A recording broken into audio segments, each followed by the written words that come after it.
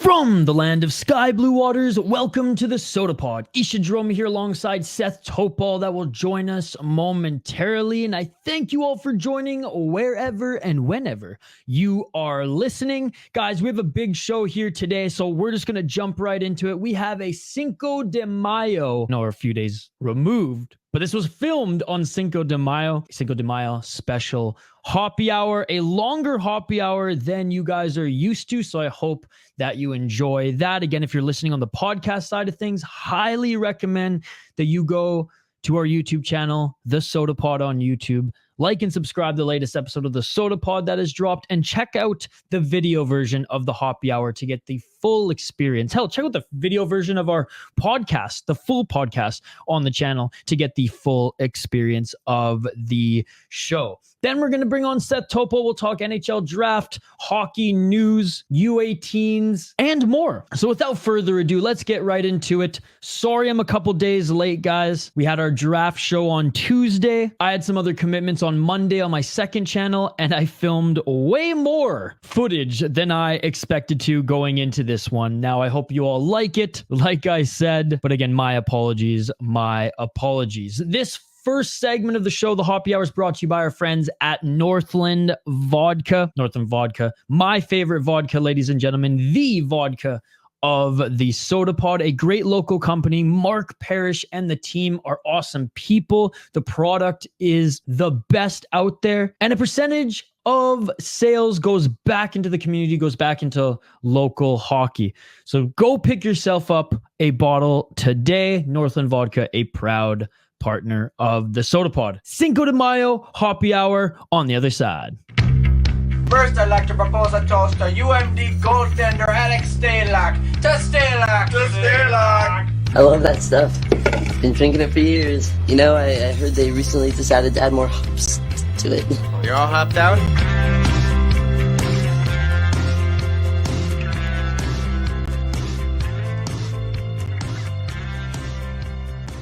We have here a lot of beer, a lot of Mexican lagers, ladies and gentlemen, and I am going to drink this beer, and I'm going to rate every single one on a scale from 1 to 5.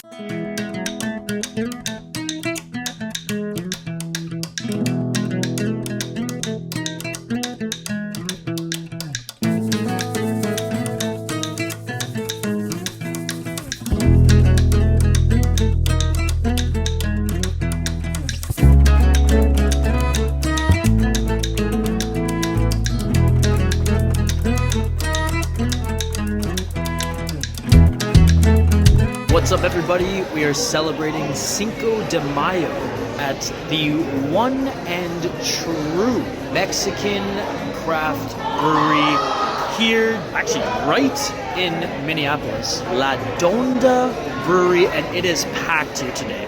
There's like an event going on behind us. We'll do a little tour of the brewery here in a moment. I ordered myself some shrimp tacos.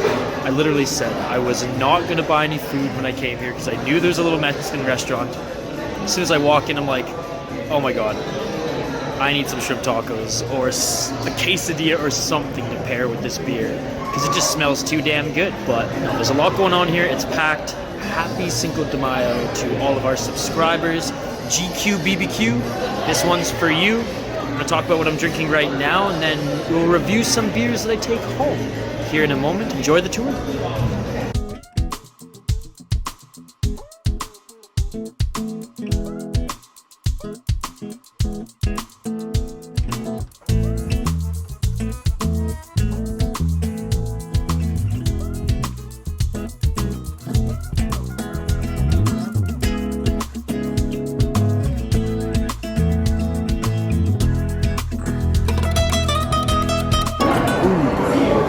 So this is their flagship Mexican lager, but with serrano peppers infused. A couple walking by thought I was talking to them. It's awesome. This has definitely like a spicy kick to it. It doesn't overpower the flavor of the beer. Good.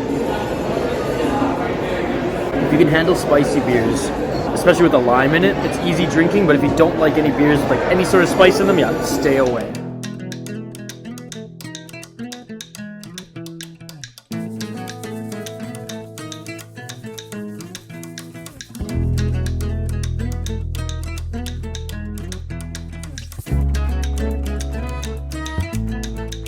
buffalo shrimp tacos.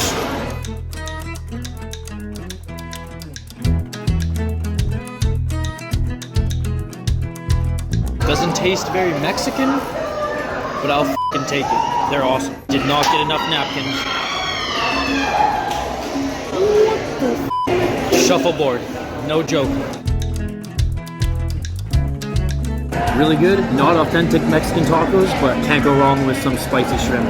As I polish this off, maybe the spicy shrimp and the spicy beer weren't the best combo, so I feel like I'm breathing fire right now. So good.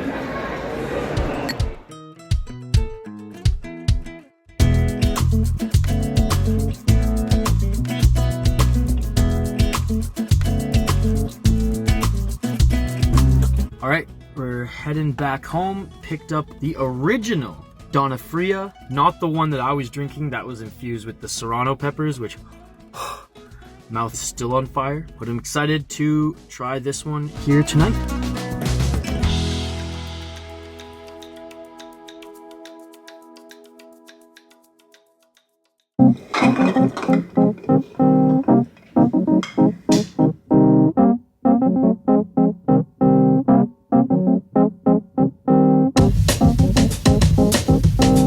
That is right, we are back here for another Hoppy Hour, a Cinco de Mayo edition, ladies and gentlemen. We have all these draft Mexican lagers as well as one craft Mexican lager. We'll talk about this brewery and we'll do our regular review check on Untapped. I'll make a review as well. I'm not going to waste my time reviewing any of these bad boys on Untapped. We will just review them with you guys. So welcome to our first tier list of beers here on the Hoppy Hour. Happy Cinco de Mayo. I hope you all had a great weekend. Let's get right into it. Let's drink some of these beers.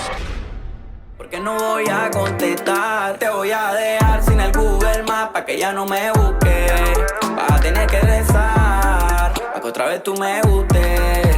Te voy a dejar sin el Google Maps. Te voy a dejar sin el Google Maps. Beer number one, pretty generic.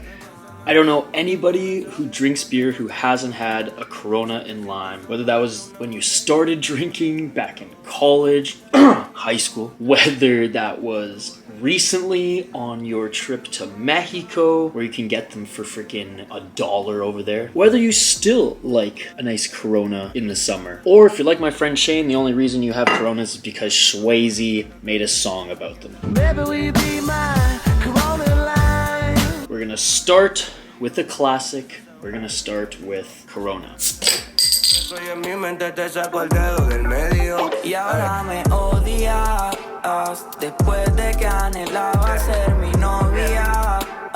Lo nuestro era una canción propia. Clear. Le hiciste la parodia. Te voy a dejar sin el Dank. Cheers, everybody. Vas a tener que rezar pa' que otra vez tú me gustes. Te voy a dejar sin el Google Maps. Te voy a dejar. Yeah, Corona kind of sucks without a lime. For a very light beer that's under 5%, there's way too much going on in Corona. It's dank. It's dank, and that's where the lime mixed in it almost, not even almost, not only makes it drinkable, but makes it a better beer because you're adding a little sweetness and just lime juice, lime flavor. Lime makes everything better. Now, I know I'm a psycho who literally eats limes like oranges, but still. Yeah, Corona sucks. I'll drink it with a lime on a hot summer's day, all day, every day, but I'd rather have a Hams if there's no lime available, or a Lucky Lager. Ugh. Corona, 1.5 out of 5. Dando vueltas en el mismo lugar.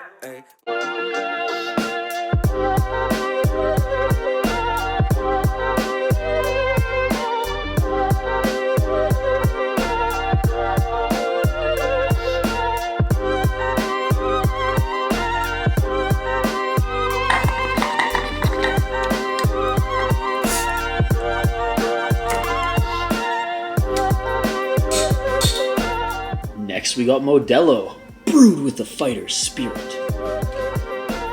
Honestly, I like Modelo's bottles. If you're gonna drink it out of a bottle, it's perfect. There's some grip to it. Now, do I give it extra points because of the bottle? No. We're gonna pour that shit up here, but just wanted to make a note.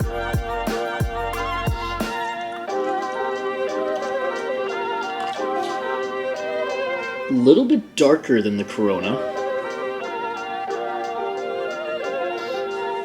Oh, smells way better, given that like there's not really a smell. It smells like beer, not whatever that was. This actually smells like a lager. Cheers, everybody.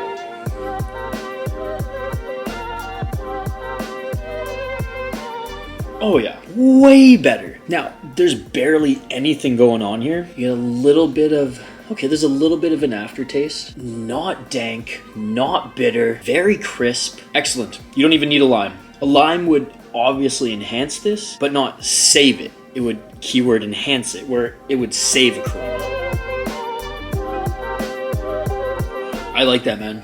Modelo's good. Modelo's good. A very crushable beer. Not a lot going on as far as flavor. It's a very simple lager. There's a little bit of a bite to it there at the end, but I mean, this is just a beer. You can slap any North American ass label on that. It would just be a beer. It would just be a lager.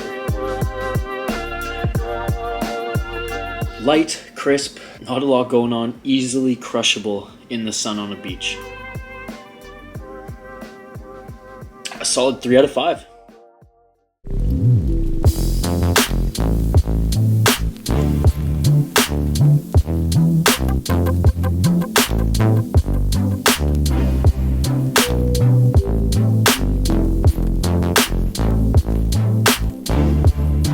Next we have Dos Equis Amber Special. They didn't have the normal Dos Equis. I'm being a little too careful near my camera. The more I drink, the more I'll just fling them caps off soon.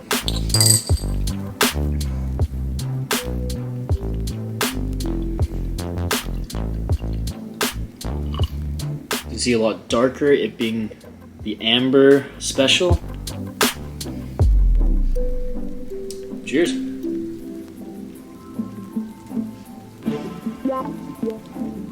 Whoa. Whoa! Okay, yeah, that's different. That's different. Ooh, there's a lot going on still. Right away, and I failed to comment on it right when I was taking my first sip, but right away, sweet. Almost maple, yeah. Almost has a hint of maple to it. Wow, it's sweet, but not like sweetened stouts, for example. Coffee cake stout. Hell, even that coffee cake beer that I had recently. It's a hint of it that's more pronounced because it's a lighter, crisper beer. Now I know it's an amber, but not as rich and heavy as what I meant. This is very, very good. This is very good. What the heck is the percentage on this one? I imagine it's probably like 5%. 4.7%. Wow. This is good. I'm a fan. I like this way more than the OG. This is dangerous.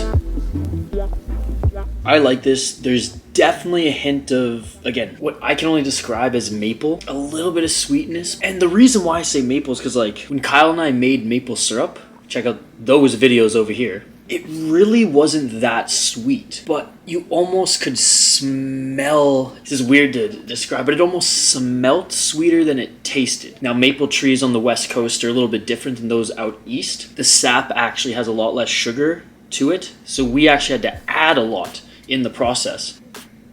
But that's the taste. That's the taste that's in here. West Coast self-sapped maple syrup. I could pour this on my pancakes. 4 out of 5. This is excellent. I love this. I'm honestly going to drink this again very, very soon. Drinkability is there. Crushability. Tasteability. The trifecta. Let's get to the next one.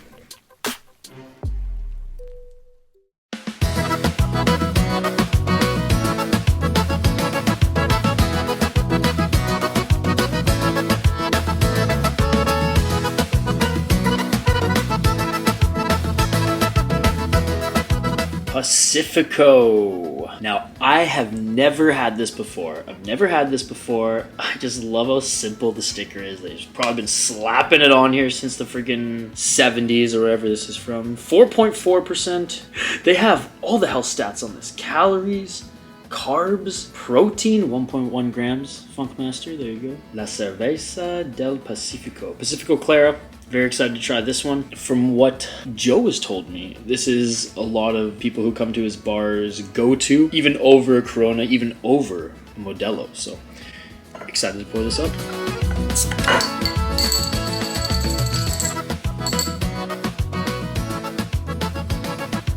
Change of pace from the last one, my goodness.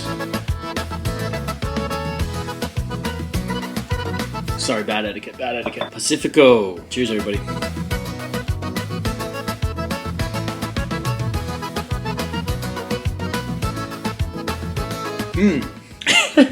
I will try to describe this next statement the best I can.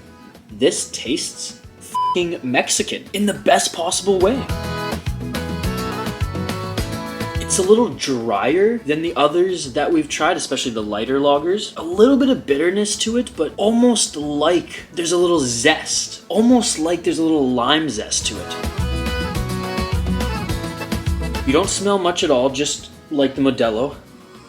Very light, definitely tangier than the Modelo. I like the complexities that are in this. Again, complexities for a simple Mexican lager. There's definitely more going on here. I like the zestiness of it. I like that there's a little bit of a bite to it. I think the average person drinking beer, wanting to crush beers, would probably like the Modelo more. I'll give this a solid 3 out of 5. I could definitely crush these. There's some complexity to it. There's more than just like 1 or 2 flavors, and it works well because what only I can describe as like lime and zesty, citrus zesty in this works. It's not sweet at all. It's still light. It's still crisp, but there's a little bit more there as far as the bite to it, and I really like that. The Modelo is a lot more plain Jane, more crushable than this, but this is good too. Kind of like that there's a little bit more going on, but it's not like dank and almost sour like the Corona. Anyways, 3 out of 5. Let's get to the next one.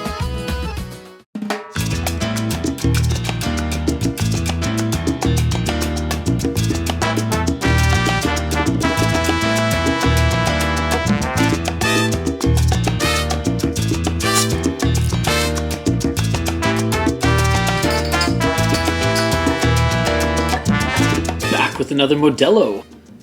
Modelo 2.0. We have the Modelo. Gotta be careful here. Negra. Someone's gonna clip that. Medium bodied lager with slow roasted caramel malts brewed for a rich and smooth taste. So this is gonna try to rival the Dos Equis. Even though I said it was more of a maple syrup, maybe they were trying to go with caramel for that one. It was all in Spanish. I had no idea what the hell it was. Oh yeah, it's definitely richer. That beautiful tone. Oh, I'm getting full. Man, this looks good. All right. Oh, interesting. It doesn't smell like anything. You don't get an aroma much like you did with the darker Dos Equis. Okay. There's a lot going on here, similar to the Dos Equis, but unlike the Dos Equis, there's a little bit of dank to this that I don't like after the initial sweetness. So like you get that Dos Equis Mexican lager taste. This is definitely more caramel than, again, that one was probably caramel as well, but it tasted so much like when Kyle and I were testing, the maple syrup while we were boiling it. And again, check out that video. So you get that, that crisp, light lager taste. Then you get hit with some caramel. Not overpowering by any means, but you do get hit with some of that caramel. Then there's too much bitterness after that. It's not zesty, it's bitter, and it's like nearing the line of dank. It starts off good, ends poorly. I respect them going for complexity. It looks beautiful. I like normal Modelo. And though I would 100% drink this again, 2.5 at the most, shoot, even 2 out of 5. It's okay. Swing and a miss. The Dos Equis did it better. I think there's one more. One more.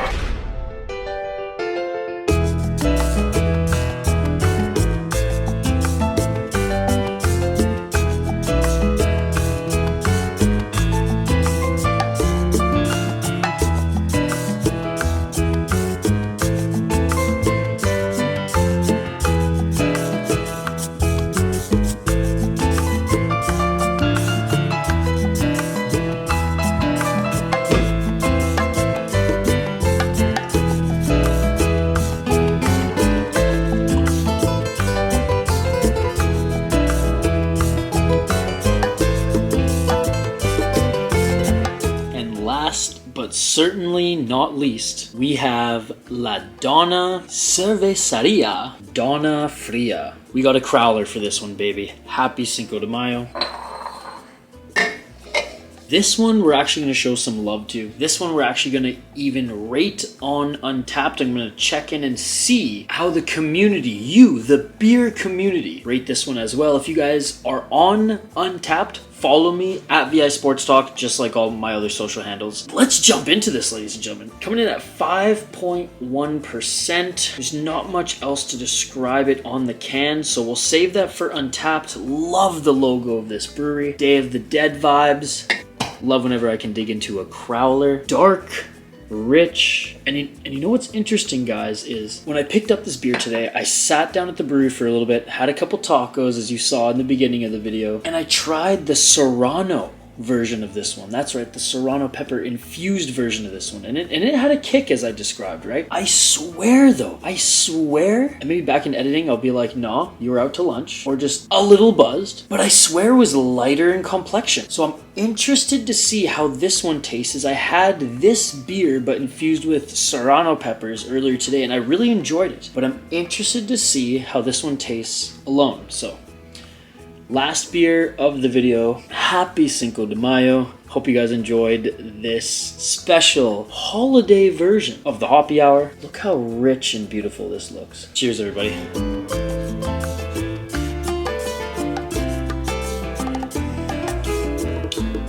Oh yeah, yup. That is amazing.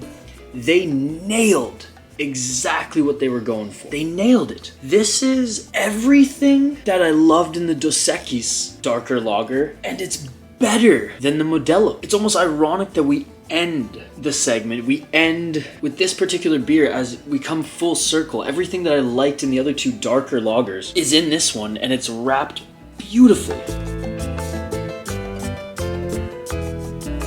Smooth, has a little bit of a bite to it.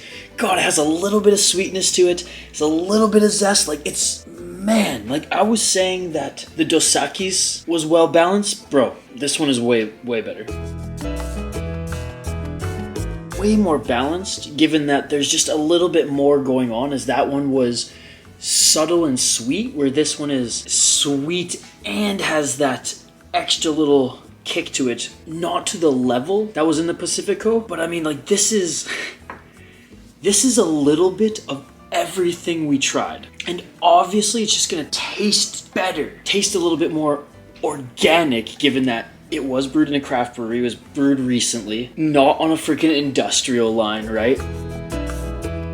I like it. Is it my go-to style when I want a lager, when I want a Mexican lager? No. I still think it's a little too rich for me to just sit out in the sun, hang out on the beach or a boat, and just continue to crush these over and over and over again. The Dos Equis, I feel like I could, because it's a hint of sweetness, but then it's more plain. And I like that for what it is. Whereas this, it's a craft beer. They don't want it to be super plain, even if it's a lager. I like that there's a lot going on here. Is it crushable? Sure, it's a lager, so all of these are crushable. Well, most of them. But you can tell that this one's just like a step above as far as the quality. I respect everything that they're doing here. I'm obviously really enjoying this. 3.7. I'm gonna put it right under the Dos Equis, just from a personal preference. Just because of a personal preference. It might even be a 4 if I wanted all of this in a lager, which I personally don't, but like there's nothing that I can be critical of. They nailed exactly what they were going for here. But if anything, if I'm gonna drink a beer like this, if I'm gonna drink a lager like this, I'd almost rather go for the Serrano one, because I'm not gonna drink a 4-pack of this. I'm really not. Whereas the Dos Equis, I could crush probably like 6 of those. I don't know what it is about that one that I like so much. Let's see what you guys have to say on Untapped. Let's first snap a quick picture. I'm gonna describe it as so well balanced with caramel and basic Mexican lager experience. Love how rich it is for its style, but not overpowering. I think I typed that right. I might have to do an edit tomorrow morning. So I rated it 3.5. Let's see how the community rated it. Oh my god, it has an average rating of 3.7. 1,700 check-ins for this one as well. Wow. La Dona Cerveceria, La Dona flagship Mexican lager, is described as clean, refreshing, with pronounced corn and a slight toffee flavor and earthy cascade hop aroma. Toffee! That's what I was going for. Light-bodied sweet corn, wheat, and toffee. Yeah, I agree with that. This is great. All of this has been great. By the way, look at how cool this is.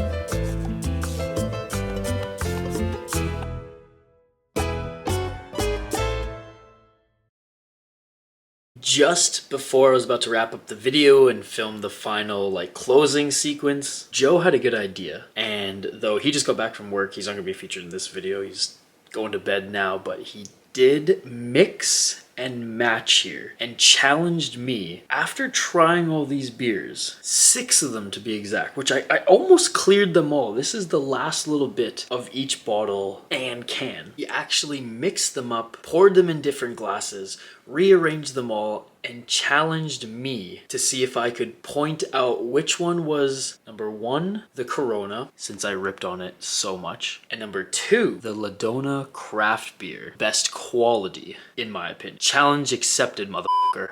Let's get it. We're good? Okay. Let's start with this one. This one's Pacifico.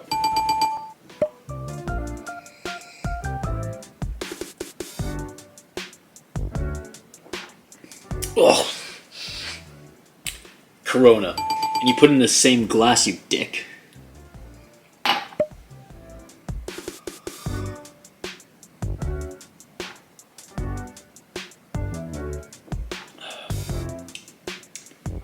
This one's Dos Equis. Well, let's go this way.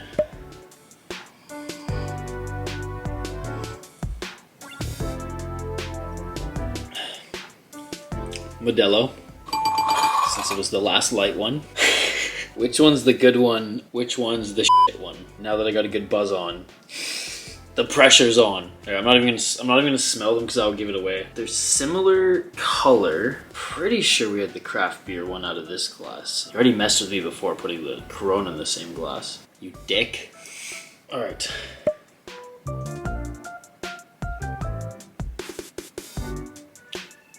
Oh yeah, this one's La Dona, 100%. You tried to prank me, bro. And this one,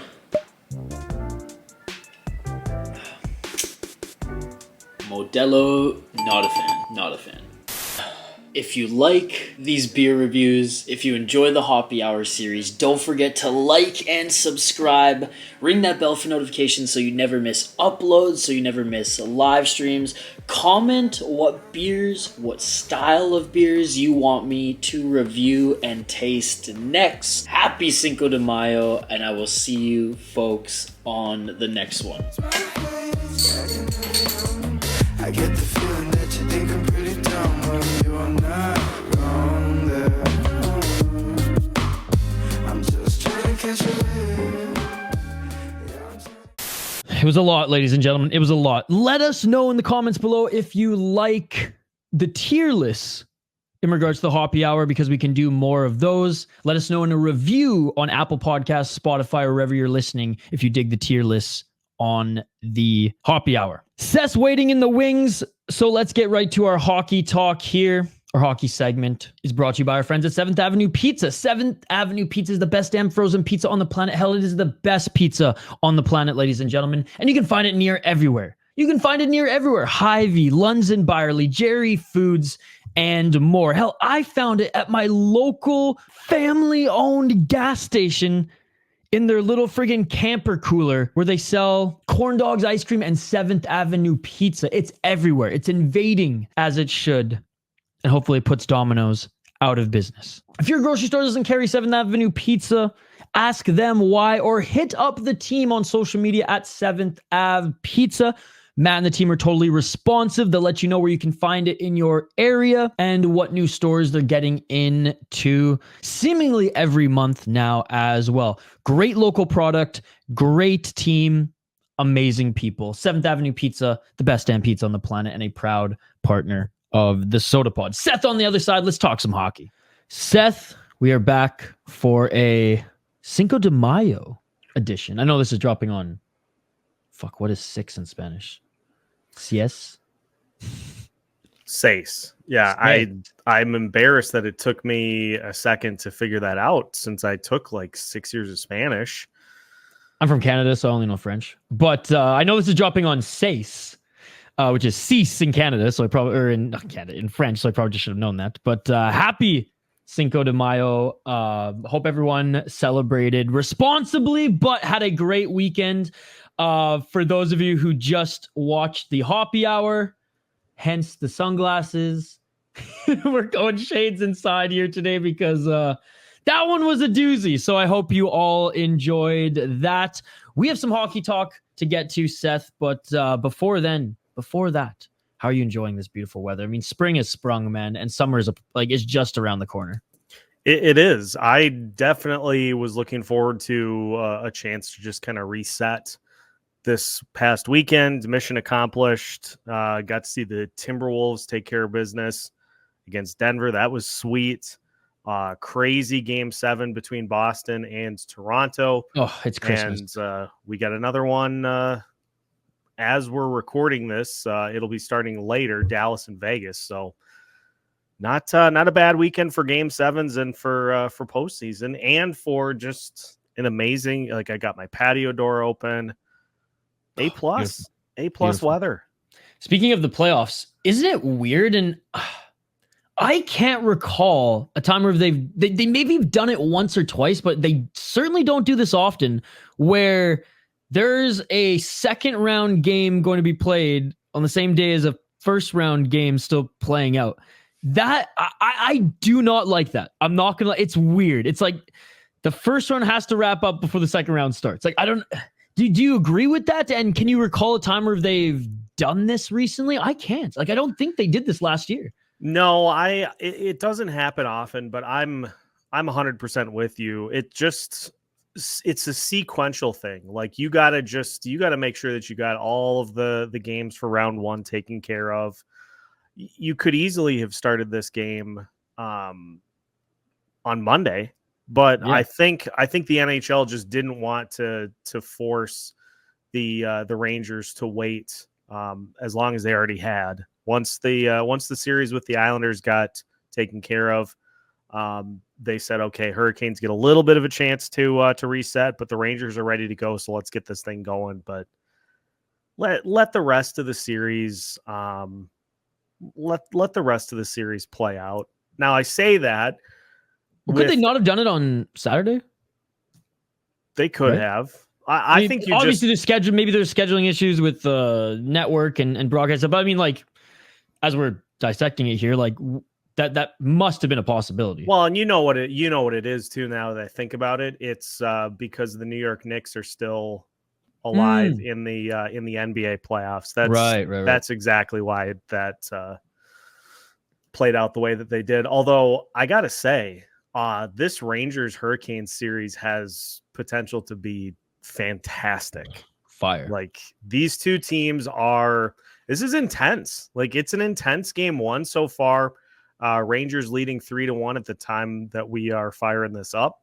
And there's been physical play back and forth. I am fully here for it. All right, I'm going to throw this to you because Hoppy and Z both disagreed with me. So if you also disagree with me, then I know I'm the idiot in this situation and I'm out to lunch. But if you're with me, then okay, then I'm on to something here. But I think that the Rangers might be coming into this one a little bit too cold, only because, and I'm not even saying because of the time up, only because in their game with Washington, or in their series with Washington, my concerns watching the Rangers, if I'm going to be picking them, for example, to beat the Hurricanes, is that every game against the Washington Capitals was relatively close. Now, if you watch the games, once the Rangers were ahead, they had it in the bag, okay? Yeah. But it's not like they criminally outshot the Washington Capitals. It's not like they absolutely outscored the Washington Capitals. And in some of the games, the Capitals, though, again, you kind of knew just watching hockey,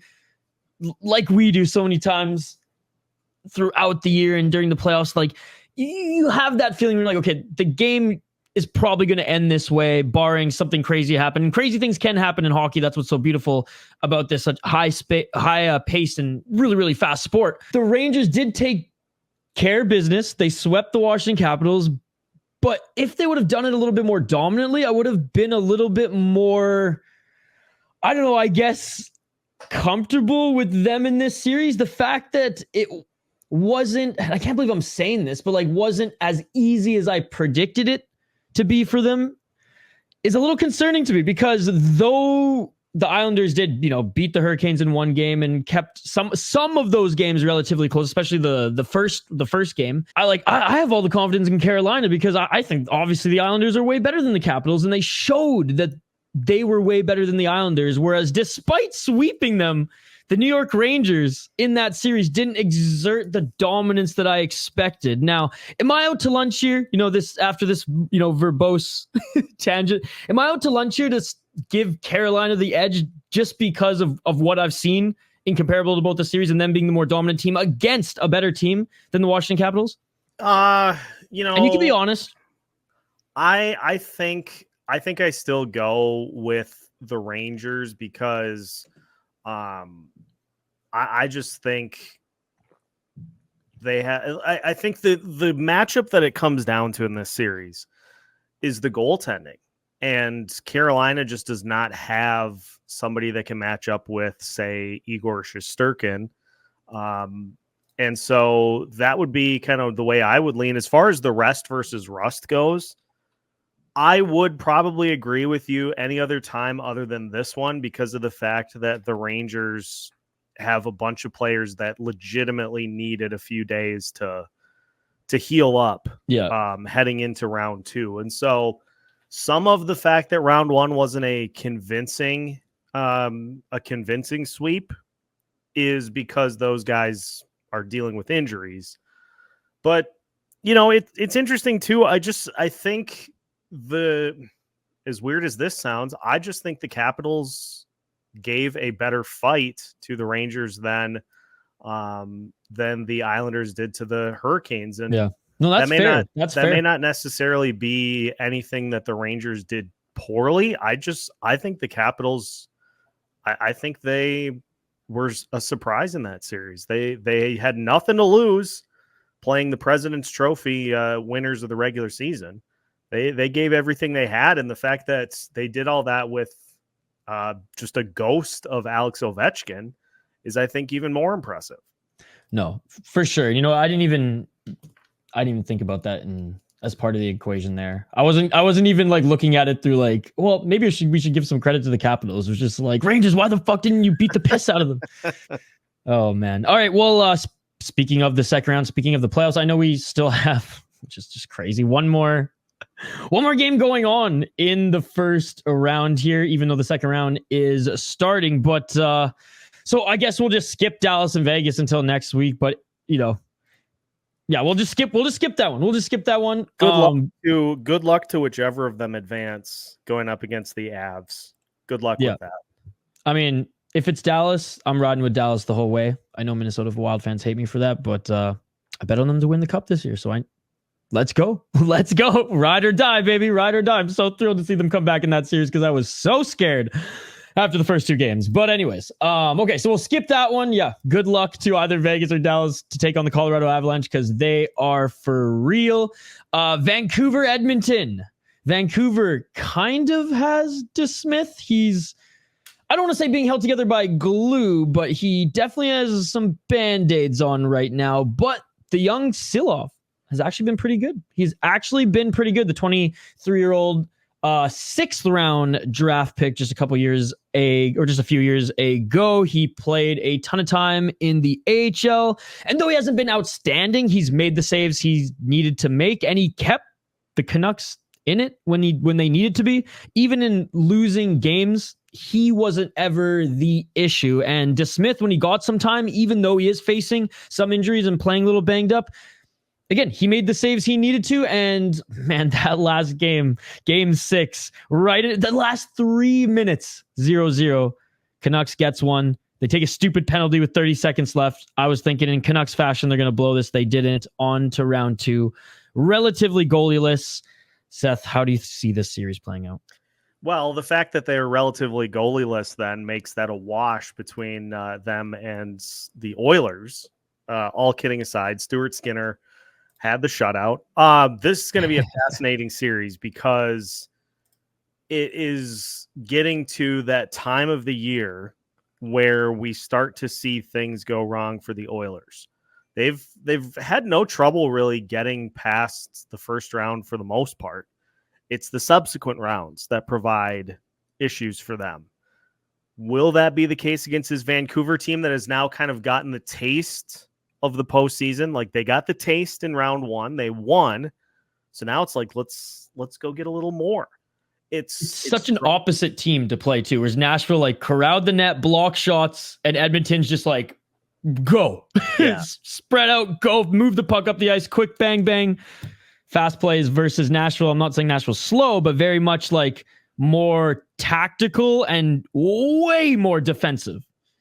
Yeah, it's a very tactical defensive Nashville team. And Edmonton is very much more run and gun. And so Vancouver's going to have to be on their A game if they want to have any chance in this series. And I think they do have a good shot. It's just going to take them, really making sure they know where McDavid and Draisaitl are at all times. If they lose track of those guys, probably going to be a few goals scored. Yeah, I mean, this series, in my eyes, it's either going to be high scoring, like crazy, like we're going to see like 6-5 games, 7-4 games, things of like that manner, where on both teams, and come on, Pettersson, please come back, but on both teams, the stars will be just humming, right?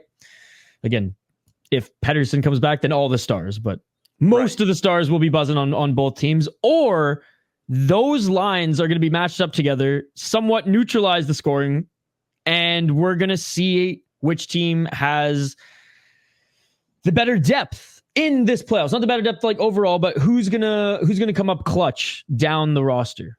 And I think it's gonna go either way. And yeah, maybe, well, as a Canuck fan, I hate to admit this, but like, yes, because Demko's not here, obviously Stuart Skinner and the Edmonton Oilers have the goalie advantage. Stuart Skinner is someone who I am not going to bank on standing on his head every single night. Maybe he squeezes out one game where the Oilers had no business winning in this series. Maybe. Because he's done that a few times throughout the season.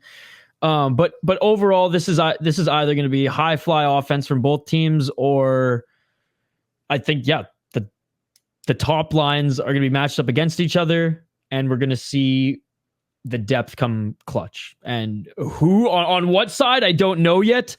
My heart is saying, well, the Canucks, they can do it. They've beaten Edmonton 4 times this season, mind you. 3 of them were early in the season when Edmonton was kind of in a rut, but they did beat Edmonton later in the season, at the end of the season, when they were flying as well. So I can only go off of what I've seen. The Canucks, mind you, again, with a goalie, were able to beat the Edmonton Oilers and quite handedly, rut or not.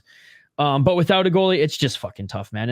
And even though they beat Nashville in 6, it feels like they squeaked out in that series. And I feel like if Nashville had some more offense, it just would have been bad. And furthermore, if Saros played better, the Canucks wouldn't have been able to score at all. Right. At all. So I am officially picking Edmonton. I do think the Canucks will be a little bit better than people think, and obviously I'm cheering for them. I think I'm going to go with Vancouver here. Oh, you are a fucking saint. I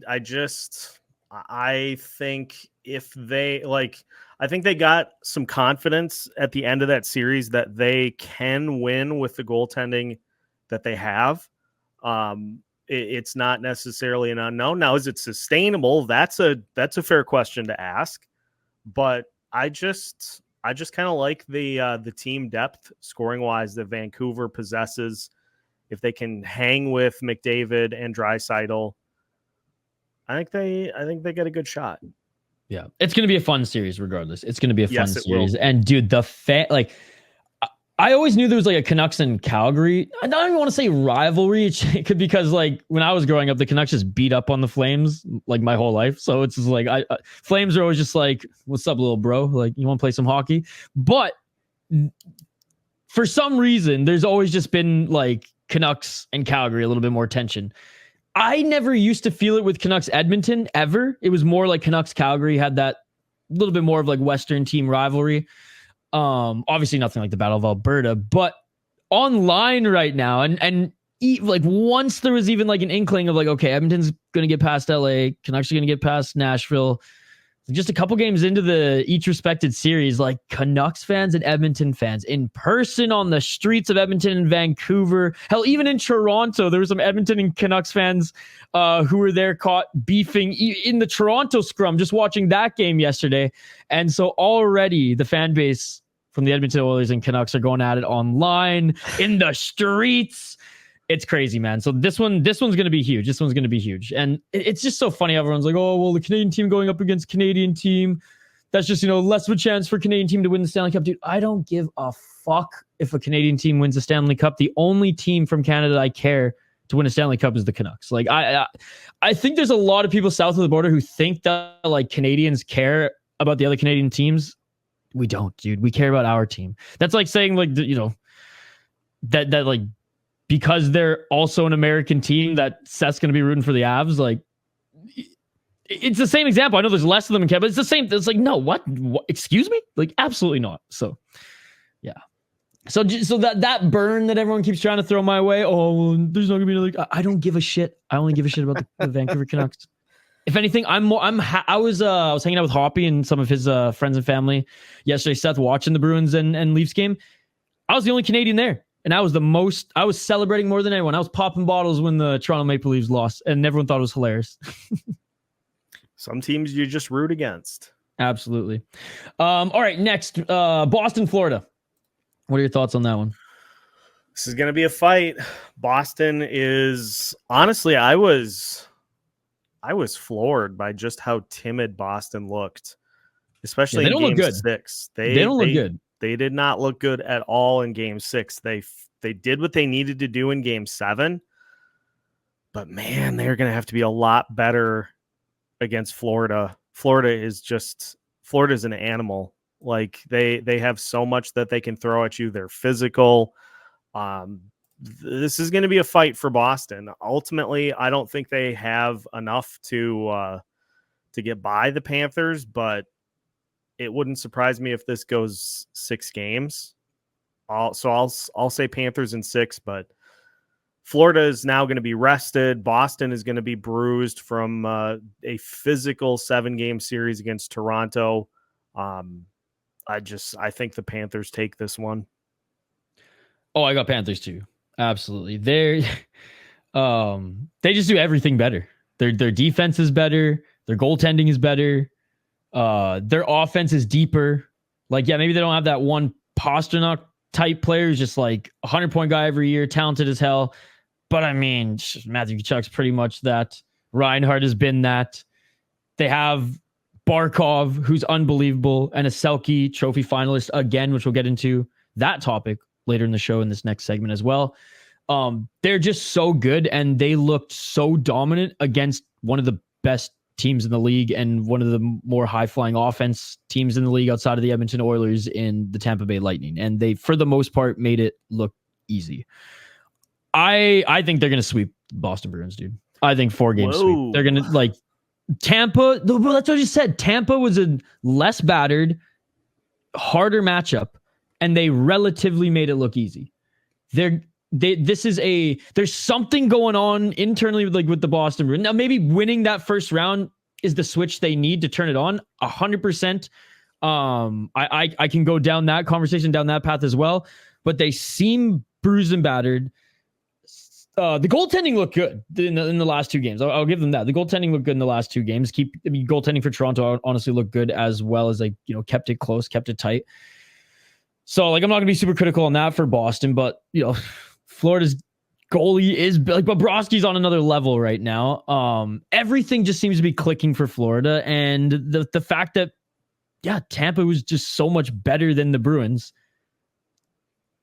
They're gonna make this look easy, man. The Panthers gonna make this look easy again, and I think they tear through them quicker. And this is far from the series we saw them play last year, where it went right to the end, right till like the last the last buzzer, right to the last second. OTs upon OTs, nail biters after nail biters. Close, hard-fought series. This is round 2, and like you just said, the Boston Bruins already went through a tough series there. Game 7, overtime Game 7. Yeah, where they were able to get by the Leafs, which is amazing. Anytime any team beats the Leafs, I imagine it's a fucking celebration. I didn't even beat them, and I'm celebrating, Seth. Yeah, Florida's so good. Like, I'm scared that if Dallas and Florida make it to the end, because I think Florida's just going to tear through the East now, that Florida is also going to, might come out of it on top. And again, I'm only saying, the only reason I'm like kind of cheering for Dallas is because I have money on them guys. But if the Canucks somehow get there, you better believe I'm going to be rooting for the Canucks, even though I have money on Dallas. It's just win-win at that point. The only thing I think that can go in Boston's favor is if their goaltending like keeps them in it. I just Florida's got better pretty much up and down the board. And yeah.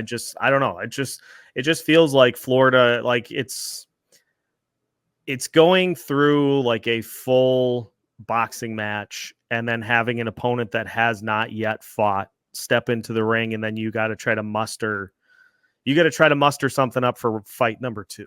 Oh, dude. Well, like that's such a good example. And me being the fighting nerd, they literally used to do those tournaments in MMA in Japan back in the Mighty Pride FC. So that's a great example. That is like on one side of the bracket, you have, fucking Rampage Jackson who has to fight Chuck Liddell. And then someone 20, 40 minutes later, he goes 3 rounds with friggin' Chuck Liddell, beats him. And then on the other side of the bracket, you have a guy who knocked out his opponents within the first minute. Didn't even have to go, or his opponent in the first minute, didn't have to go through a grueling fight. And now you got one guy who's banged up, tired, just fought for 15 friggin' minutes against Chuck Liddell, future UFC champion. And you have to go against, a savage on the other side who's like, I just warmed up. I just threw one punch. I'm just ready to go. Yeah, maybe I got hit once. I lost one game like the Florida Panthers did, but like I'm still relatively ready to go here. So, and that did happen. Poor Rampage Jackson lost to Vanderlei Silva after beating Chuck Liddell. Jeez. And Vanderlei Silva got to beat these 2 judo guys who had no business being there. So there you go. Good example, Seth. Good example. I like it. All right. Last but not least, New York Rangers, Carolina Hurricanes. This one will be interesting.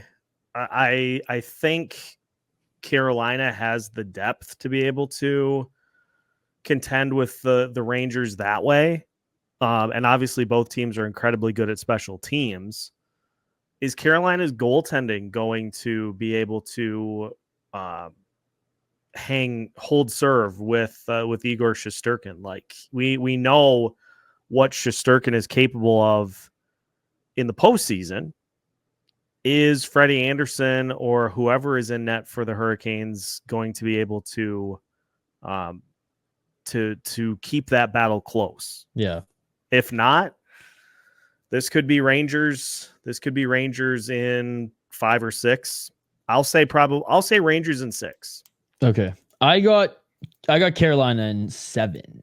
I think this one's going to be, what we talked about in the opening segment. This one's going to be a fun series. This one's going to be a hard-fought series. And I think there's going to be games where the Carolina, maybe even just one game where Carolina's goaltender maybe lets them down. But there's also going to be games where New York's offense maybe lets them down and doesn't score as much as they should. Maybe miss the net a little bit, doesn't get the puck luck that they need and ring it off the post. And I'm just going off of what I saw in the Washington game. They're in the Washington series. There were some plays, there were some moments where their offense left more to be desired. And maybe that was just because, we don't need to drop to second gear yet. We're still good cruising at third. Right. But from what I saw in the Carolina series against the Islanders are a good team. Carolina was able to rev it up when they needed to and get past them. And I like Freddie Anderson. It's just been crazy with like the injuries and the inconsistent play they've had throughout the season, how it's just been a revolving door. 5 goaltenders they've iced throughout the regular season. One they only iced for 1 game, but yeah, it's just wild. So I do think the edge is New York because of the more reliable goaltending, but I like what Carolina is doing right now, and I just wasn't convinced that New York is going to take it this year based off that first series. Yeah, I mean, this one, it feels like is going to be pretty even. Yeah. And it's 2 teams that, it's 2 teams that win slightly different styles. Jake Gensel could be a huge factor in this series too. And I think a lot of us are forgetting about it. Like until he's out on the ice, we're like, oh yeah, like man, like, and he's been so good. Like end of the season playoffs, he's just continued to be an absolute stud. So monster. What an acquisition by them, by the way. Like what a piece to go into the playoffs with, honestly. Someone who's been there, done that, ring on his finger. How are you? Well, it's not like he had one postseason where he like kind of heated up. Like he just did. This is just what he does. Yeah. This is just he's the Jake Gensel experience. He's amazing. He's amazing. By the way, I think I said that the Edmonton Oilers were going to beat the Canucks in that series. I'll say 7 games as well for that one. All right, let's move on to some hockey news. Let's start with the NHL here. And Seth, I'm going to ask you, and all our Wild listeners, did Eriksson Ek get robbed of a Selke nomination this year? And if so, why do you think that is? Why do I get the feeling he's going to end up finishing like 4th in the voting? I mean, maybe. I have a feeling that, like, obviously he didn't end up being a finalist. I have a feeling he's going to be closer to the top than we thought, but still not. And this was always the thing with Patrice Bergeron in the league, is it was just his award to win every season. It is interesting though, because as you and I were talking about before we started recording, Eriksson Ek's numbers, with the exception of Austin Matthews and his 69 goals, Eriksson Ek's numbers were comparable to the rest of the fields. I kind of wonder if the defensive numbers kind of got dinged because of the fact that the Wild did not make the playoffs.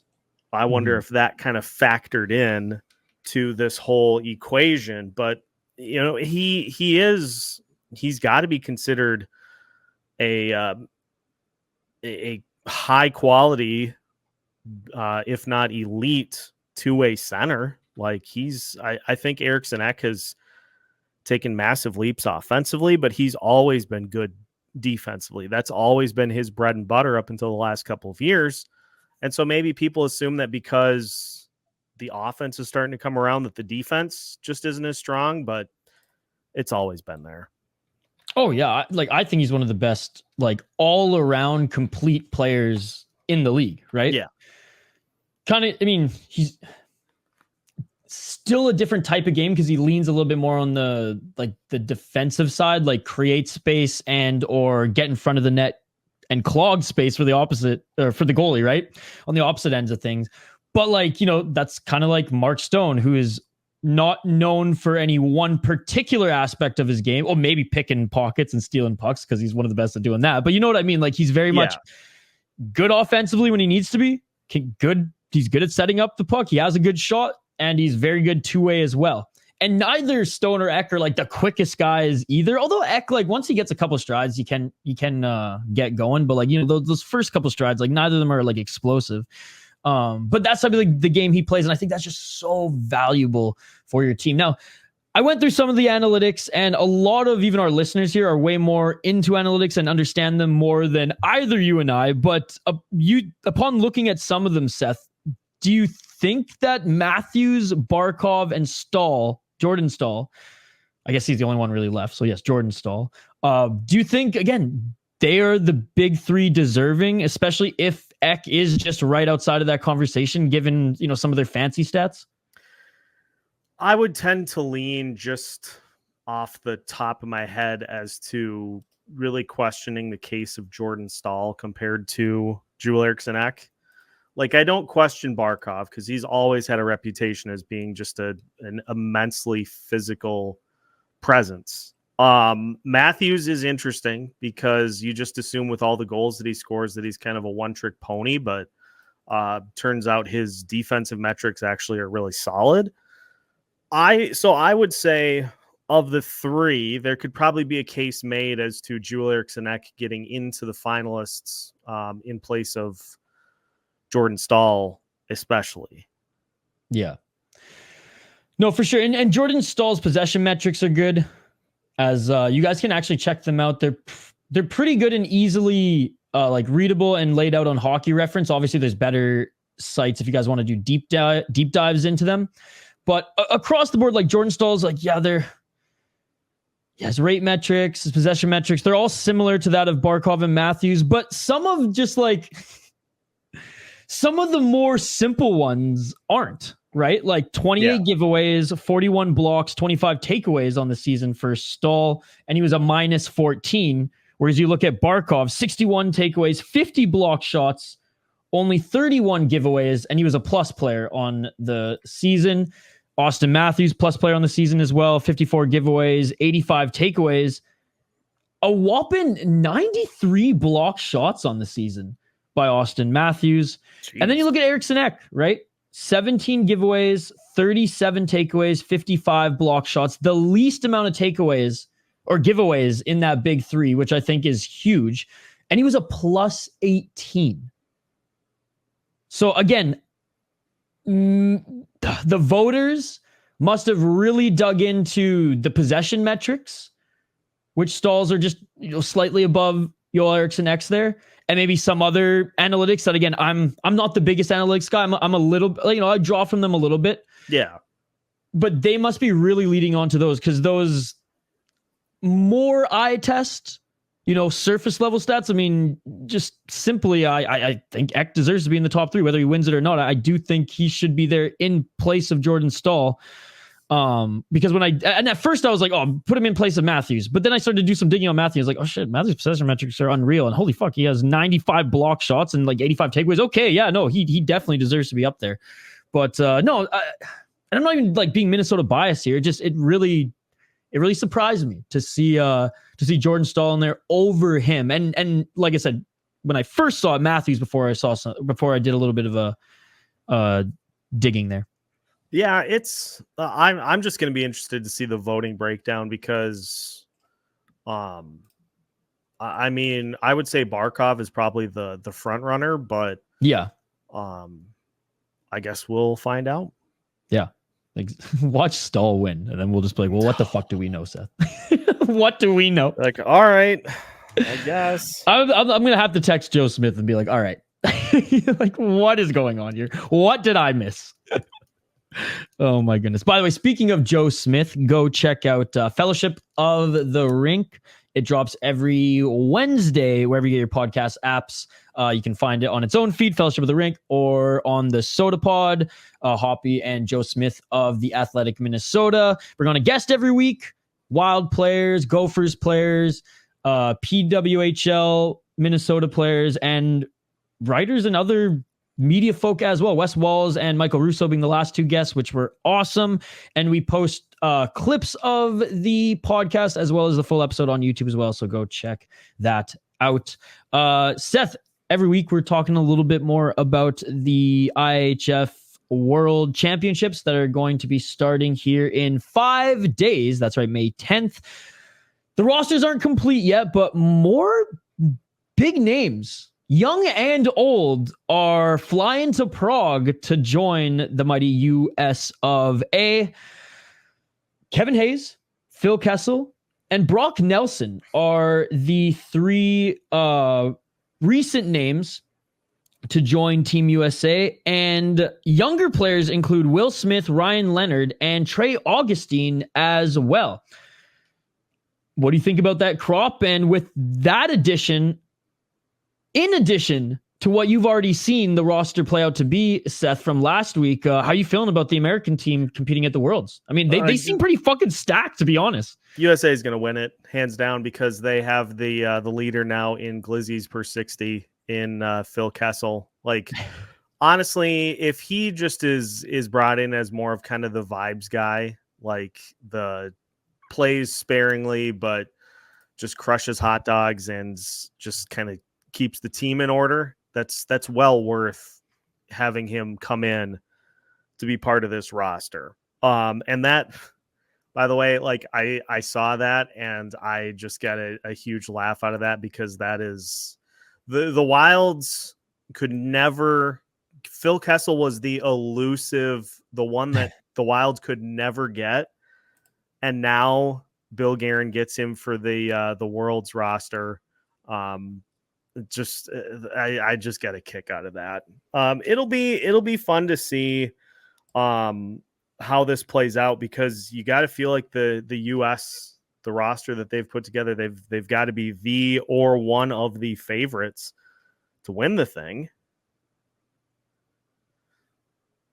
No, So yeah, that for would, sure. I think they would have to be the team to beat here later this week.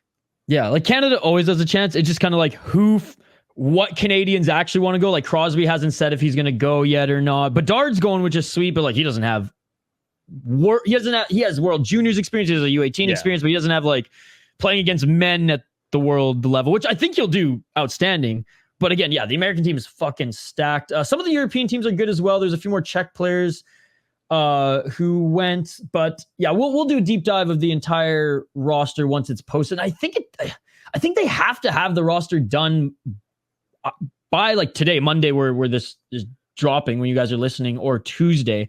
I haven't been able to find that yet, but once the roster's dropping, again, it's going to be on next week. We'll be previewing games, talking about some early games next week. We'll do a deep dive into that. But more importantly, Seth, as we turn the page here, do you think Phil Kessel has come across this blog? As I was getting to know what type of hot dogs there are in Prague, in the Czech Republic, and apparently they got their own style of dogs here, man, and they have various chains where you can get their own type of Czech dogs, Prague dogs, as they call it. Look at these top of the line dogs here, man. I mean, do you think Phil Kessel is getting one of each, or like, do you think he's just going, plain Jane, freaking Pratska Klobasa? To quote Michael Scott on Pretzel Day, he's going to take one trip around the block, which is to say that he's going to get one of everything. And oh my goodness. As far as has he seen the article, he probably wrote it as a reminder for himself for what to get when he's there. He's going bun though. He's having none of this fancy shit, right? Like I think he'd appreciate it being a smiley face because he's probably grinning as well. But like he'd probably want a bun, right? He doesn't want any of this like fancy shit. He strikes me as a bun guy, unless it's served like this. Then he's taking them all down. Then in that case, you're just gonna house him. Wow. Oh my God, dude. This is unbelievable. So, I mean, like, you said it. He's going to be the vibe guy in the locker room where, like, after games, if he's not iced in the third, he's just going to be like, well, I guess I can take off my skates now, walk to the locker room and just start grilling. Start grilling some dogs for the boys. He's going to have a portable grill at his locker for sure. Or he gets a sponsorship from that chain. And they're just there the whole time. They just got a dog cart. They give him a phone. They give him a burner phone that he can call to just order. A Klobasa phone. Just hit one. It's the first number saved on the phone. All you have to do is hit one, and we'll have somebody pick up for you. No, all he has to do. I should know this, but cervezas, ladies and gentlemen. All he has to do is type 364, which spells dog. Oh my goodness. All right, let's get the train back on track here. World Championships, IIHF, the U18s, Seth, just wrapped up Sunday. as we are recording this. And what a gold medal game between Canada and the United States. Now, Canada actually hasn't won a U18 since 2021, where it was in Texas, which honestly, I remember the vibes. That one was awesome. That one was so much fun. The community actually down south really they did a good job hosting. As most USA cities do, south or north, east or west. But yeah, so the Canucks haven't won since 2021, or the Canucks, the Canucks, Team Canada has not won in the U18s since 2021, and they made it to the gold medal game against the Americans. And my God, Seth, it was a tremendous game. It was a good back and forth game. The Americans actually got the lead by the end of the second period. Into the third, they held a 2-goal lead. Canada ties it, or 1-goal lead. Sorry, Canada ends up tying it, then going up 2 goals. 3 minutes left in the third period. The Americans score, making it 5-4, and then Canada ends up scoring open net goal, I think just at the minute mark, empty netter.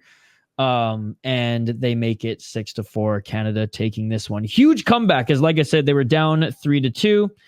And my God, Gavin McKenna, he's only 16 years old, Seth. He's projected to go first, or at least in the top of the National Hockey League draft in 2026. Okay. Jeez. So he was, I guess he's 17 he's turning 17 years old, but he had a monster year as an underager in the WHL.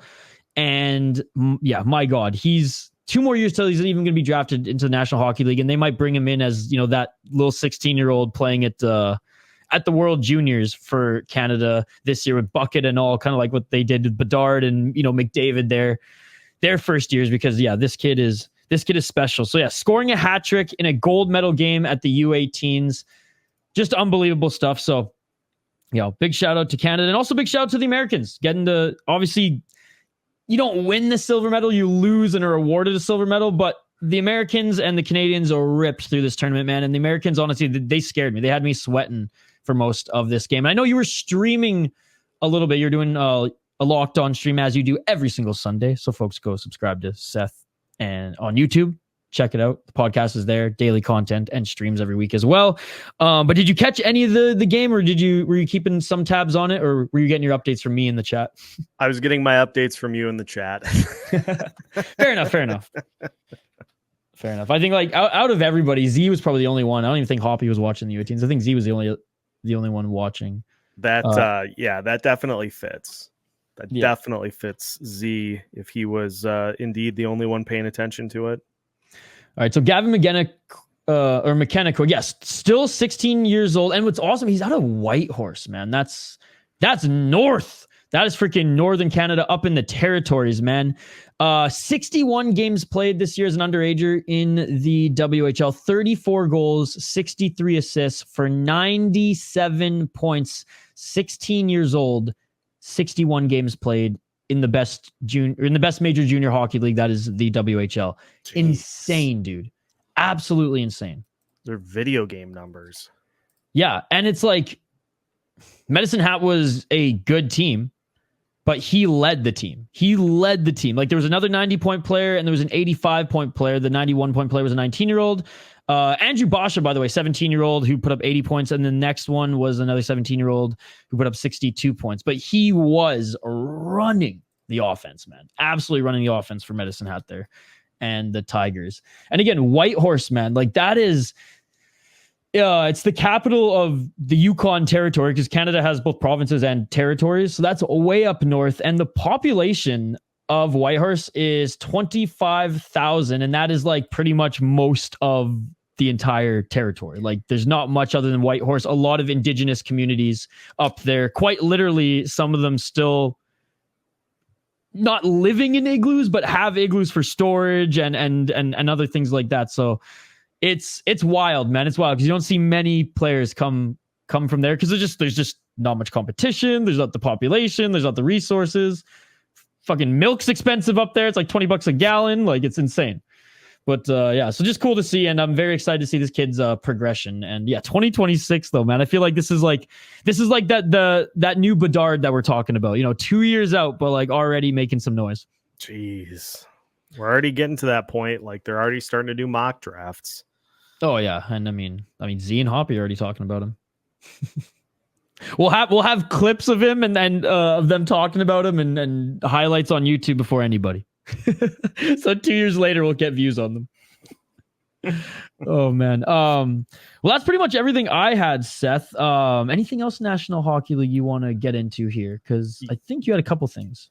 I've got one to finish. This is going to make the rounds considerably this weekend this week because of the fact that the Los Angeles Kings got eliminated by Edmonton.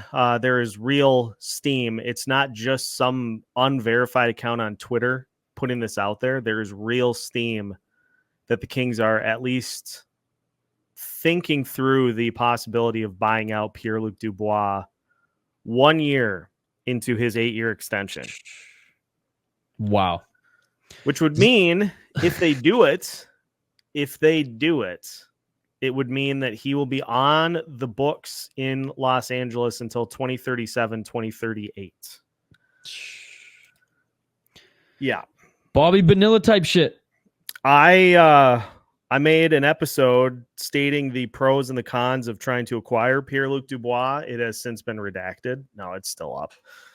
But that's out of all the videos, that's the one that you take. That would be a disaster for the Kings if they do end up going that route. A guy that they traded players for to Winnipeg. Everybody that saw the trade was like, boy, Winnipeg didn't do particularly well in this trade. Like, you got to find a way to keep a guy like Pierre-Luc Dubois. Well, now we know why. Because the guy can't find a home and can't. Turns out it's probably just him at this point. No, that's the thing. He can't mesh. He can't jive. There's I don't know if it's entitlement. I don't know if it's just, maybe frustrations that he can't just, to a certain point keep internally, and that it kind of just, the negativity is spreading and no one really wants to work with him, or, teammates or not. Like, I don't know. It's a very interesting case, but I know, like, when he left Columbus, kind of the same thing. There were stories about how he's not he doesn't mesh with the locker room. For a young guy, like, a little bit of an entitlement factor to him, and just streaky. Would play good on a run, and then just like the play would dip. But John Tortorella was there, and we've seen this with John Tortorella before. So I think there were a lot of people in Columbus were saying, no, like it's Pierre-Luc Dubois. But a lot of people on the outside were like, well, we've seen this story, with younger players and Torts before. So okay, well, we'll continue to keep it in the back of our minds that maybe it's this kid. But I think most of us just chalked it up to, okay, it's just a young guy who's not driving with Torts. He'll rebound elsewhere. And he did have a couple really good seasons with the Winnipeg Jets, 63 or 60, back-to-back 60-point years. One of them when he only played 73 games as well. But again, Seth, it was like there was always streakiness to his game, and there were always stories that, like, he's going up and down the lineup, he needs to do better, there's this and this and that. And then they trade him for, again, not as much as we would have expected. And then we see this year with the Kings where it just did not work out. His production dropped tremendously, only put up 40 points, 16 goals, up and down the lineup, barely played in the playoffs. I got one goal in the playoffs too. Didn't really, like I said, they didn't lean on him much. They didn't trust him much in this one. He was playing fourth line at the end of the series. Yeah. So back to, like, the original question is, where do they go from here? And furthermore, is the whatever it is, isn't it $1.5 million a year cap hit again until 38? But regardless, is that less of an anchor than just keeping this guy on your team who on the ice isn't helping, who's costing just too much, way more than whatever it is, 3 to 1.5 a year, and who's just not vibing in a locker room where you need the vibes to be good to be able to be successful. I mean, look at the Minnesota Wild, right? And it can be just little things as well. When the vibes aren't good, you lose. When you bring in a vibe guy or two, or obviously you're winning, things change. If he's going to bring down the vibes, man, what is more of an anchor? What is more of an anchor? The less than $2 million a year, mind you, for a laughable amount of time, or keeping this guy for the duration of his contract? I think what ultimately will happen is they'll hang on to him for at least another season, but there will probably be some phone calls made. And honestly, it wouldn't surprise me if the Kings are putting this out there just to try to get him kind of a kick in the ass before the offseason starts. Like, to just, hey, if you don't pick this up, this could be a legitimate possibility for you. Well, and his value dips, right? Because no team is going to sign him to a long-term deal. They're going to give him a short. I mean, obviously, like, his agents and him are going to be able to get some dollars given what he's done. Because, like, this year was his worst year, right? Up until now, you can look at the body of work and be like, okay, like, he is a good player. There's a reason he signed that contract.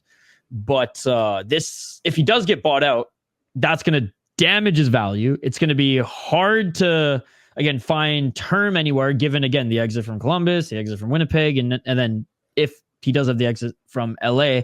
And furthermore, right now his trade value is at its lowest. Like, the Kings aren't going to move him right now unless they think that it's just a fucking anchor. But no one's going to pick him up for that contract right now. No one's going to do that. So it's one of those things where if they are serious, like, we do not want this guy moving forward, I honestly don't think the buyout's the worst option, because if they do want to trade him, they're going to have to keep a percentage of his cap, and that's going to be more than the buyout penalty at the end of the day, right?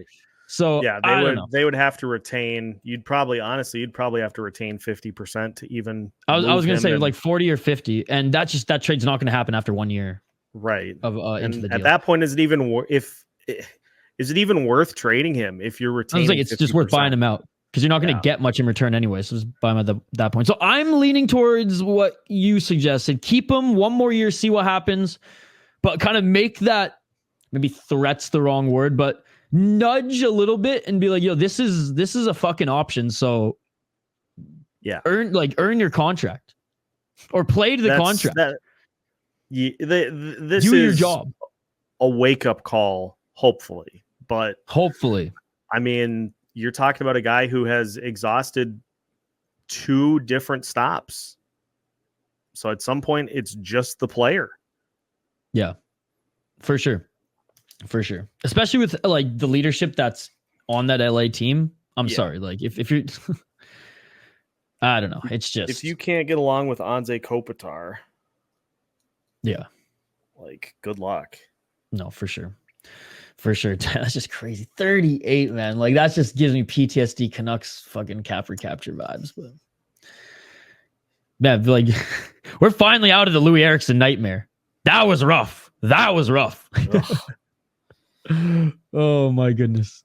They kept him, though. That's the thing. They kept him till the very end. They kept him until 1 more year left. But that was rough, man. Because he had such a good year in Boston, and the Canucks signed him. And first game, first shift, he scores on himself. As the Canucks got a power play, so the goalie's skating to the ice, and he has a backwards pass right in the net. That was Louis Eriksson's first goal. And then the face he made, he looks up at the Jumbotron, just goes, oh. And that was the meme face. That has been the meme face throughout his entire tenure with the Vancouver Canucks, and likely how he will be remembered, unfortunately. Because when he was with Dallas, he was awesome, man. Yeah. Like, he was part of the Tyler Seguin trade. That's how much value he had at that time. But and now it's just Louis Eriksson oof face. Which I'm trying to find here before we end the show. Oh, man. But anyways, not much else going on in the world of hockey right now, other than the National Hockey League playoffs and some of the international tournaments going on right now. Anything else you got, Seth? If not, plug away, my friend. What do you got coming up on Locked On Wild, and where can everyone find you? We are getting into player evals this week. We'll evaluate the seasons for everybody on the roster that played a part in a disappointing season. We'll do that. We've also are going to start doing some of our draft prep to gear up for the draft at the end of June. So it'll be way more structured, but we'll break in throughout the next few weeks with whatever comes up. And we'll have some other discussion topics as well. So make sure to follow along with Locked on Wild so you don't miss out on any of the fun here over the next few weeks. Awesome. Cannot wait to jump back on the show next week as well. This is Yikes. That's for those who are listening on the podcast, just jump over to YouTube and just go the final 10 minutes of the show. And jeepers. Yeah. Welcome to Vancouver, Louis Eriksson. Also come to see Seth's reaction to seeing that picture for the first time. I can't believe you haven't seen that circle around Twitter, but I guess I obviously have I'm following a lot of people from Vancouver, so that's like that's the norm. That's the norm. And I'm not in Vancouver Canuck Twitter circles. Stay away. If I can give advice to you and everybody listening and watching, is stay away from Canucks Twitter. It is a vile place. That's talking from someone who's from there. As always, Seth, this was fucking awesome. Thanks everybody for listening. Go check out Locked on Wild. And again, hope you had a great Cinco de Mayo. I have one more beer to drink, Seth, so let's keep this buzz going. We'll see you on the next one. That is it. That is the show, ladies and gentlemen. Thank you, Seth, for jumping on as always. Thank you to the listeners, as I jumped on with Seth right after I filmed that Hoppy Hour. So I'm sorry, or you're welcome, depending on how you were entertained by that. Before we wrap up here, guys, though, I do want to give a big shout out to our friends at Better Edge. Guys, if you're not yet using Better Edge, what are you waiting for? It is a free and legal betting platform in the state of Minnesota among 44 other states. And we got a gift for you. BetterEdge.com/SotaPod. Sign up at BetterEdge.com/SotaPod. Get a feel for the app and use $20 on us, ladies and gentlemen. That is right. BetterEdge.com/SotaPod. If you sign up with that link, you will get a $20 sign-up bonus to play around with. Check out the app. It's a lot of fun. I've been making my UFC picks and NHL playoff picks on Better Edge near daily now, weekly for MMA, pretty much daily now for the National Hockey League. And throughout the season, the Sota Pod hosts game day pick'em contests, as well as brackets for hockey tournaments and more. And if you're already on the app, if you already made some money, if you already built upon that $20 signing bonus upon going to betteredge.com/SotaPod, and you want to check out their premium accounts, you can check out betteredge.com/premium, as premium players have access to free entry to pick'em contests, order grades, advanced order filtering, API access, and more, ladies and gentlemen. If you haven't checked out the app yet, betteredge.com/SotaPod. Get that sign-up bonus. You might as well. It's free money. But if you're already loving what this great app has to offer, check out Better Edge Premium. Better Edge, local company, great team, awesome people, proud partner of the Sota Pod. All right, that's the show. I need to guzzle down like 2 more liters of water just looking at that, just rewatching that Hoppy Hour. But again, thank you guys so much. I will be on Seth's show this week. That is right, Locked on Wild, either dropping on Thursday or Friday. Go subscribe to his channel. And as always, go check out our channel, the Sota Pod on YouTube, at Sota Pod on X/Twitter, and then the Sota Pod everywhere else. Don't be fooled. At the Sota Pod on Twitter now, they hacked our old account and they're hustling t-shirts. Fuck them. Again, appreciate every one of you who are tuning in on Google, Spotify, and Apple Podcast as well, the OGs. If you haven't already, rate and review us on your podcast app. It helps us so much get in front of more listeners. And if you're on YouTube, like, comment, subscribe. The more you comment on our videos, the more you like our videos. If you're already subscribed, guys, you have no idea how much that helps, and we really appreciate all the support. If you're watching already, you might as well just give the thumbs up. You might as well, comment something. Comment your favorite Hoppy Hour thus far. Comment if you agree or disagree with some of our takes with the conversation. Hell, join in the conversation. We're totally interactive on our live streams and also in our YouTube comments. With that being said, signing off, I'm Isha. alongside Seth TOUPAL. This has been the Sota Pod presented by Better Ed, 7th Avenue Pizza, Northland Vodka, and Waggle Golf. Don't fear, just drink some cerveza and stay wild.